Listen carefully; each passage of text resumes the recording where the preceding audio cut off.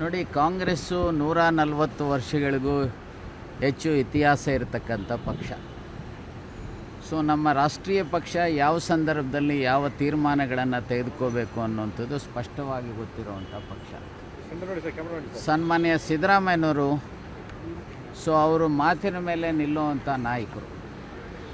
ಹಾಗಾಗಿ ಹೈಕಮಾಂಡ್ ಯಾವಾಗ ಏನು ತೀರ್ಮಾನವನ್ನು ಮಾಡ್ತಾರೆ ಆ ತೀರ್ಮಾನದಂತೆ ನಡ್ಕೊಳ್ತೀನಿ ಅನ್ನುವಂಥ ಮಾತನ್ನು ಅನೇಕ ಸಾರಿ ಹೇಳ್ತಾ ಬಂದಿದ್ದಾರೆ.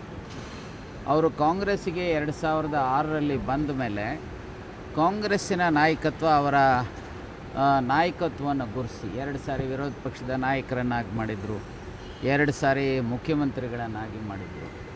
ಸೊ ಮುಖ್ಯಮಂತ್ರಿಗಳನ್ನಾಗಿ ಮಾಡಿ ಮತ್ತು ಕಲೆಕ್ಟಿವ್ ಲೀಡರ್ಶಿಪ್ಪಲ್ಲಿ ಖರ್ಗೆ ಅವರು ಇರ್ಬೋದು, ಸಿದ್ದರಾಮಯ್ಯನವರು ಇರ್ಬೋದು, ಹಾಗೆ ಡಿ ಕೆ ಶಿವಕುಮಾರ್ ಅವರು ಇರ್ಬೋದು, ಪರಮೇಶ್ವರ್ ಅವರು ಇರ್ಬೋದು, ಹೀಗೆ ಅನೇಕರು ಸೇರಿ ಪಕ್ಷವನ್ನು ಅತ್ಯಂತ ಸದೃಢವಾಗಿ ರಾಜ್ಯದಲ್ಲಿ ಕಟ್ಟಿ ಅಧಿಕಾರಕ್ಕೆ ತಂದಿರತಕ್ಕಂಥ ಹಿನ್ನೆಲೆಯಲ್ಲಿ ಹೈಕಮಾಂಡು ಅನೇಕ ಅವಕಾಶಗಳನ್ನು ಅವರಿಗೆ ಕೊಟ್ಟಿರ್ತಕ್ಕಂಥದ್ದು ಮತ್ತು ಹೈಕಮಾಂಡಿಗೆ ಅವರು ಕೊಟ್ಟಂಥ ಮಾತಿನ ರೀತಿ ಅವರು ನಡ್ಕೊಂಡಿದ್ದಾರೆ. ಹಾಗಾಗಿ ನಾನು ಈ ಸಂದರ್ಭದಲ್ಲಿ ಅವರನ್ನು ಅಭಿನಂದಿಸ್ತೇನೆ. ಮತ್ತು ಇವತ್ತು ಏನು ಹೊಸದಾಗಿ ಮುಖ್ಯಮಂತ್ರಿಗಳಾಗಿ ಆಯ್ಕೆಯಾಗಿರುವಂಥ ಡಿ ಕೆ ಶಿವಕುಮಾರ್ ಅವರು ಪಕ್ಷವನ್ನು ಕಟ್ತಕ್ಕಂಥದ್ದಕ್ಕೆ ಅತ್ಯಂತ ಸಮರ್ಥ ರೀತಿಯಲ್ಲಿ ಅನೇಕ ವರ್ಷಗಳಿಂದ ಕೆಲಸ ಮಾಡ್ತಾ ಬಂದಿದ್ದಾರೆ.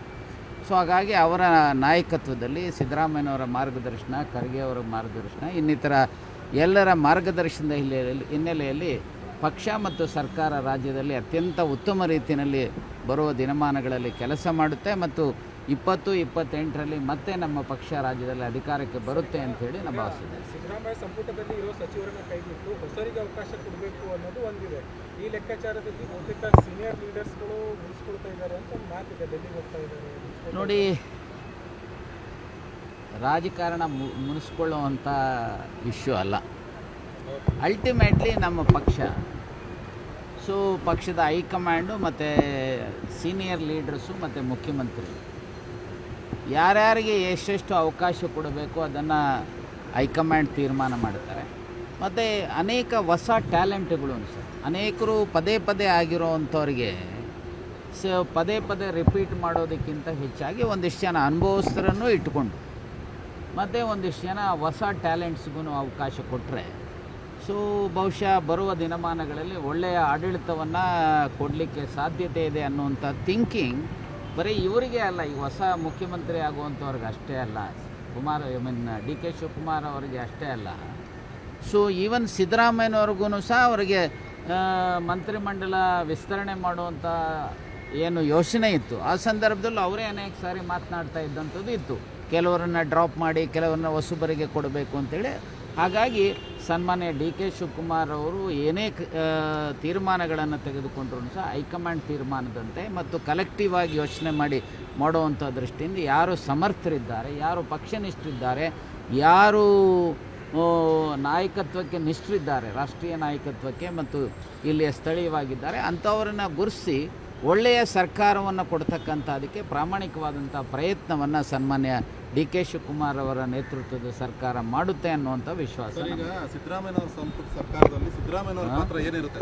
ಸಿದ್ದರಾಮಯ್ಯನವರ ಪಾತ್ರ ಏನಿರುತ್ತೆ? ಏನಿಲ್ಲಪ್ಪ. ಸಿದ್ದರಾಮಯ್ಯನವರು ಏನಾಗಿರ್ತಾರೆ? ಹೊಸ ಸರ್ಕಾರ ಬರ್ತಾ ಇದೆ, ಸಿದ್ದರಾಮಯ್ಯನವರ ಪಾತ್ರ ಏನಿರುತ್ತೆ ಈ ಸರ್ಕಾರ? ನೋಡಿ, ಸಿದ್ದರಾಮಯ್ಯನವರು ಈಸ್ ಎ ಲೀಡರ್, ಪಕ್ಷದ ಲೀಡರ್. ಹಾಗಾಗಿ ಅವರ ಪಾತ್ರ ಅವ್ರಿಗೊಂದು ಸ್ಥಾನಮಾನದ ಅನ್ನೋದೇ ಇಲ್ಲ. ಈಗಾಗಲೇ ಹೈಕಮಾಂಡ್ನವರು ಅವ್ರಿಗೆ ಆಫರ್ ಕೊಟ್ಟಿದ್ದಾರೆ ರಾಜ್ಯಸಭೆಗೆ ಬನ್ನಿ ಅಂತ. ನಾನು ಸಹ ಅವರನ್ನು ಭೇಟಿ ಮಾಡಿದಂಥ ಸಮಯದಲ್ಲಿ ನಾನು ನಮ್ಮ ಇತರ ಸ್ನೇಹಿತರುಗಳೂ ಸಹ ಅವರಿಗೆ ಹೇಳಿದ್ದೇವೆ, ರಾಜ್ಯಸಭೆಗೆ ಹೋದರೆ ಒಂದು ರೀತಿ ಅದು ಸಮುದ್ರ ಇದ್ದಾಗ ರಾಜ್ಯಸಭಾದಲ್ಲಿ ರಾಷ್ಟ್ರೀಯ ವಿಚಾರಗಳನ್ನು ಮತ್ತು ಅದರಲ್ಲೂ ಸಾಮಾಜಿಕ ನ್ಯಾಯಕ್ಕೆ ರಾಷ್ಟ್ರ ಮಟ್ಟದಲ್ಲಿ ಕೆಲಸ ಮಾಡಲಿಕ್ಕೆ ಅವಕಾಶ ಇದೆ ಅಂತೇಳಿ.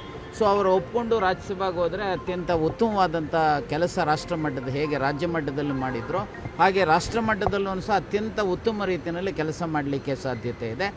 ಹಾಗಾಗಿ ಹೈಕಮಾಂಡ್ ಅವರನ್ನು ಎಲ್ಲೆಲ್ಲಿ ಯಾವ್ಯಾವ ರೀತಿಯಲ್ಲಿ ಅವರ ನಾಯಕತ್ವವನ್ನು, ಅವರ ವಿಚಾರಧಾರೆಯನ್ನು, ಅವರ ಬದ್ಧತೆಯನ್ನು ಬಳಸ್ಕೋಬೇಕು ಅನ್ನೋದನ್ನು ರಾಷ್ಟ್ರೀಯ ನಾಯಕತ್ವ ಬಳಸ್ಕೊಳ್ಳುತ್ತೆ ಅನ್ನುವಂಥ ನಂಬಿಕೆ ನನಗಿದೆ. ನೋಡಿ, ನಂದೇನು ಡಿಮ್ಯಾಂಡ್ಸ್ ಅಲ್ಲ, ನಾನು ರಾಜ್ಯಸಭೆಗೆ ಕೇಳಿದ್ದೇನೆ. ಹಾಗಾಗಿ ಯಾಕಂದರೆ ನನಗೆ 6 ತಿಂಗಳು ಮಾತ್ರ ಲೋಕಸಭೆಗೆ ಅವಕಾಶ ಸಿಕ್ಕಿತ್ತು. ರಾಜ್ಯದಲ್ಲಿ 5ನೇ ಅತಿ ದೊಡ್ಡ ಸಮಾಜ ವಾಲ್ಮೀಕಿ ಸಮಾಜ. ಕಳೆದ 78 ವರ್ಷಗಳಲ್ಲಿ ವಾಲ್ಮೀಕಿ ಸಮಾಜದವರಿಗೆ ಯಾರಿಗೂ ಸಹ ಕೇವಲ 1.5 ವರ್ಷ LG ಆವನೂರವರಿಗೆ 74-75 ಸುಮಾರಿನಲ್ಲಿ ಕೊಟ್ಟಿದ್ದು ಬಿಟ್ಟರೆ ಇಲ್ಲಿವರೆಗೂ ಯಾರಿಗೂ ಸಹ ಕೊಟ್ಟಿಲ್ಲ. ಹಾಗಾಗಿ ನನಗೆ ಭಾಳ ಕಡಿಮೆ ಅವಧಿ 6 ತಿಂಗಳು ಮಾತ್ರ ಲೋಕಸಭೆಯಲ್ಲಿ ಕೊಟ್ಟಂಥದ್ದು. ಸೊ ಲೋಕಸಭೆಯಲ್ಲಿ ನನ್ನ ಪರ್ಫಾರ್ಮೆನ್ಸನ್ನು ಸಹ ಹೈಕಮಾಂಡ್ ನೋಡಿದ್ದಾರೆ, ಸನ್ಮಾನ್ಯ ಖರ್ಗೆ ಸಾಹೇಬರು ನೋಡಿದ್ದಾರೆ, ಸಿದ್ದರಾಮಯ್ಯನವರಿದ್ದಾರೆ. ಯಾಕಂದರೆ ಅವ್ರ ಜೊತೆಗೂ ಸಹ ನಾನು ಅವರು ವಿರೋಧ ಪಕ್ಷದ ನಾಯಕರಾಗಿ ಕೆಲಸ ಮಾಡಿರ್ತಕ್ಕ, ನಾನು ವಿಧಾನ ಪರಿಷತ್ನಲ್ಲಿ ವಿರೋಧ ಪಕ್ಷದ ನಾಯಕರು, ಖರ್ಗೆ ಸಾಹೇಬರು ಅಸೆಂಬ್ಲಿನಲ್ಲಿದ್ದು, ಹಾಗೆ ಸಿದ್ದರಾಮಯ್ಯನವರು ಅಸೆಂಬ್ಲಿ ಇದ್ದಾಗ ನಾನು ಪರಿಷತ್ನಲ್ಲಿ ವಿರೋಧ ಪಕ್ಷದ ನಾಯಕನಾಗಿದ್ದೆ. ಹಾಗಾಗಿ ಪಕ್ಷವನ್ನು ಅತ್ಯಂತ ಸದೃಢವಾಗಿ ಬೆಳೆಸ್ತಕ್ಕಂಥದ್ದಕ್ಕೆ ನಾನು ವಿರೋಧ ಪಕ್ಷದ ನಾಯಕನಿದ್ದಂಥ ಸಂದರ್ಭದಲ್ಲಿ ಅಕ್ರಮ ಗಣಿಗಾರಿಕೆಯ ವಿರುದ್ಧ ವರದಿಯನ್ನು 16 ನವಂಬರ್ 2000 ನಾನು ಕೊಟ್ಟಾದ ಮೇಲೆ ಲೋಕಾಯುಕ್ತರು ಕೊಟ್ಟಂಥ ಹಿನ್ನೆಲೆಯಲ್ಲಿ BJP ಪತನ ಆಯಿತು. ನಾವು ಅಧಿಕಾರಕ್ಕೆ 2013ರಲ್ಲಿ ಬಂದಿರತಕ್ಕಂಥ ಹಿನ್ನೆಲೆಯಲ್ಲಿ ನಾನು ಅವರಿಗೆ ವಿನಂತಿ ಮಾಡಿಕೊಂಡಿದ್ದೇನೆ. ನೋಡಿ, ಈವನ್ ಕೌನ್ಸಿಲಲ್ಲಿ ದೇವೇಗೌಡರ ಸಂದರ್ಭದಲ್ಲಿ 2 ವರ್ಷ 8 ತಿಂಗಳು ಸಿಕ್ಕಿತ್ತು, ಕೃಷ್ಣ ಅವರ ಪೀರಿಯಡಲ್ಲಿ 6 ವರ್ಷ ಸಿಕ್ಕಿತ್ತು, ಸಿದ್ದರಾಮಯ್ಯನವ್ರ ಪೀರಿಯಡಲ್ಲಿ 4 ವರ್ಷ ಸಿಕ್ಕಿತ್ತು. ಈವನ್ ಕೌನ್ಸಿಲಲ್ಲೂ ಸಹ 2.25 ಟರ್ಮ್ ಸಿಕ್ಕಿರ್ತಕ್ಕಂಥದ್ದಿದೆ. ಮತ್ತು ಪಾರ್ಲಿಮೆಂಟಲ್ಲಿ 6 ತಿಂಗಳು ಮಾತ್ರ ಸಿಕ್ಕಿರ್ತಕ್ಕಂಥ ಹಿನ್ನೆಲೆಯಲ್ಲಿ ಇದರಲ್ಲಿ ನನಗೆ ಅವಕಾಶ ಕೊಡಬೇಕು ಅಂಥೇಳಿ ವಿನಂತಿ ಮಾಡಿಕೊಂಡಿದ್ದೇನೆ. ಸಕಾರಾತ್ಮಕವಾದಂಥ ಅಭಿಪ್ರಾಯಗಳು ಕಾಣ್ತಾ ಇದ್ದಾವೆ. ನೋಡೋಣ, ಅಲ್ಟಿಮೇಟ್ಲಿ ಹೈಕಮಾಂಡ್ ಏನು ತೀರ್ಮಾನ ಮಾಡುತ್ತೋ ಆ ತೀರ್ಮಾನದ ರೀತಿಯ ಕೆಲಸ ಮಾಡ್ತೀನಿ ಅನ್ನುವಂಥ ಮಾತನ್ನು ಹೇಳಿಕೆ ಬಯಸ್ತೀನಿ.